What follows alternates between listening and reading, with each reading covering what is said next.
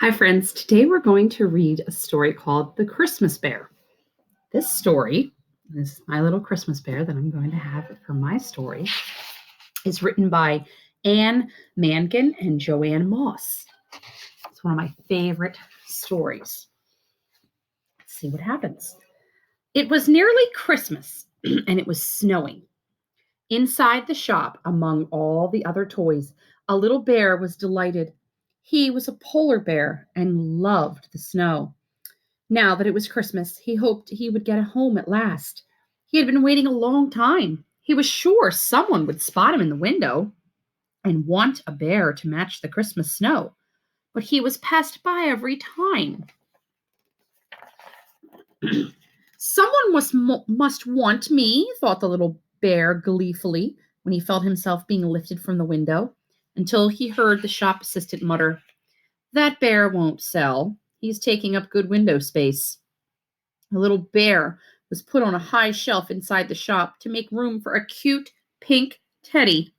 He sat there between a yellow monkey and a big doll. "The longer you're in the shop, the higher you go," whispered the monkey. "We're all forgotten now.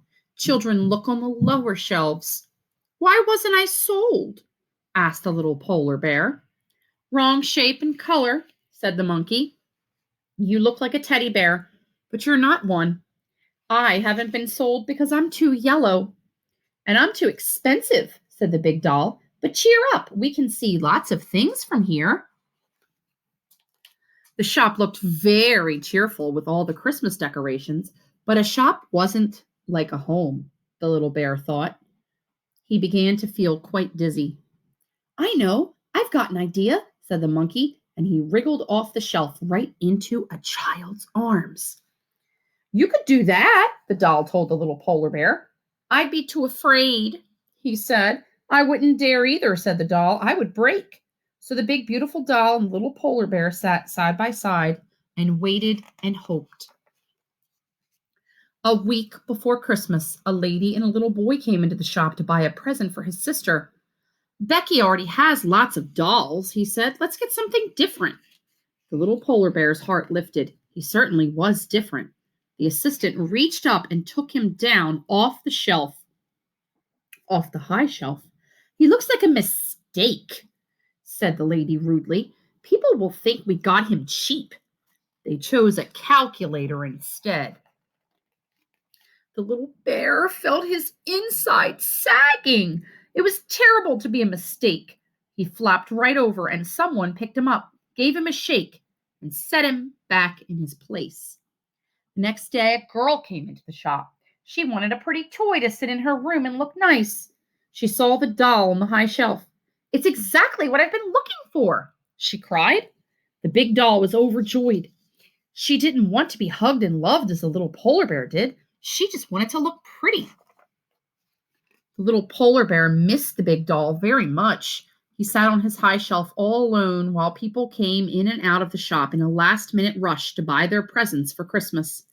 He saw so many toys being sold, and he wanted a home more than ever. If only someone would choose him. It seemed as if the little polar bear's wish would be granted because suddenly someone looked up at him and said, "What a cute little bear! I'll take him for my youngest. It's her birthday today."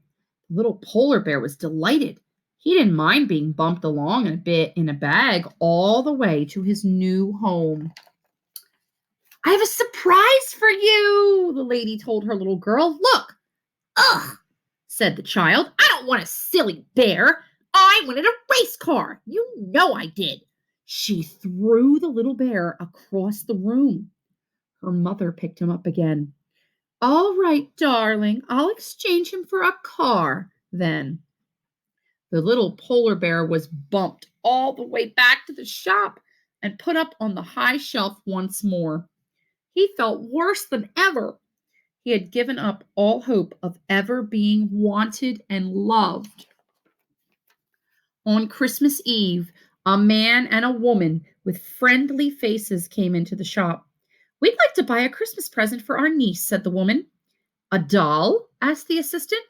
"Well, I don't know if she likes dolls, said the man. Some do and some don't. The man was so tall that he could see the high shelf easily. He noticed the little polar bear at once. How about this little fellow, Nicole? Said the man, taking down the polar bear. He's nice and soft and snow white like the North Pole. Yes, I think Ellie will like him, Nicholas. Let's buy him. The little polar bear felt happy and afraid all at the same time. Suppose Ellie doesn't like me, he thought. Suppose she thinks I'm a mistake. Suppose she wants a race car instead. He worried and worried as he was wrapped up in a Christmas package for the next day. On Christmas morning, Uncle Nicholas and Aunt Nicole arrived at Ellie's home. We have an extra special present for you, Ellie, said Uncle Nicholas. Ellie felt the package. It was soft, like something she wanted to hug. Then she opened it. Ellie looked at the little bear, and the little bear looked at Ellie. Do you like him? Asked Aunt Nicole.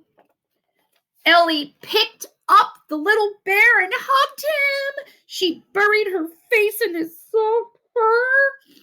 Oh, yes, she cried. He's the best present I ever got. I'll name him Nicky after both of you. Ellie took Nicky outside to let him see the snow. Now the little polar bear had a home and a name and someone to give him lots and lots of hugs. He was the happiest little bear in the world. That, my friends, is the end of the story. The Christmas Bear. It's my Christmas Bear. I hope you enjoyed it.